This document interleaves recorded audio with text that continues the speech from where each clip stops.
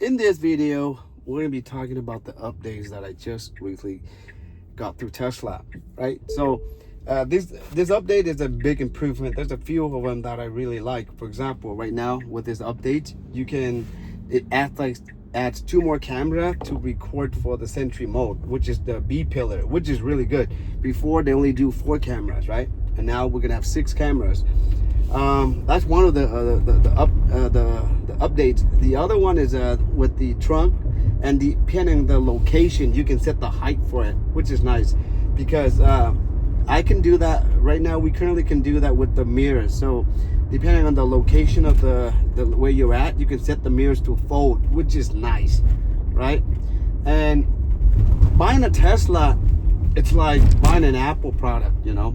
They keep on improving, keep on updating, you know, making things better as you own the phone, or in this case the car, which is nice because it brings excitement. Even after like almost this December is going to be like my 3 years owning the Tesla, but every so often, you know, we get an update and it makes it fun and it's exciting.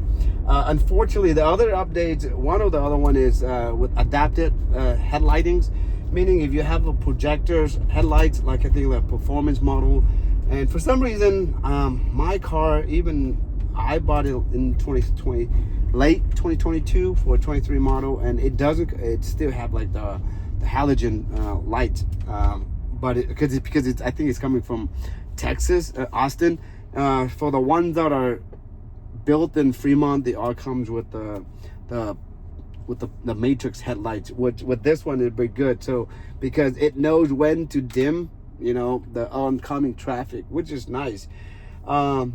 But before you do any of the updates, make sure that you don't need the vehicle during the time to the updates. A lot of people complaining that, hey, you know, my car braked, blah blah blah, or I was driving and then it updates.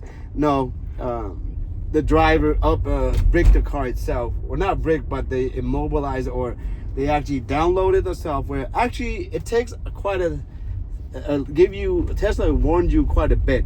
First, you got to connect to Wi-Fi connections, and then it tells you when are you okay to download, or you can schedule the download. And then after the download is finished, it gives you another options to schedule the install or do the install. And they give you an approximate time of how long it will take for the install. So you got to make sure, let's say if it's projected like 50 minutes, give it about maybe like an hour and a half, you know, that way you don't really need the car. Because if once they're doing the update, the car, you cannot communicate, the car doesn't communicate, you know. All you see is just through the app is that it's updating, it's downloading, it's installing. It gives you percentage, but you can't open your vehicle, you can't do any of the stuff. So just make sure you have plenty of time for the updates. But once the update is there, you go back to normal and you enjoy it and enjoy the updates. But I'm gonna give you more details of what it is in a little bit. Okay, so let's go over the updates. Okay, so as for this one, it says alternative trip plans. So it tells you multiple trip plans are now available for you to choose from, allowing you to better suit your travel needs.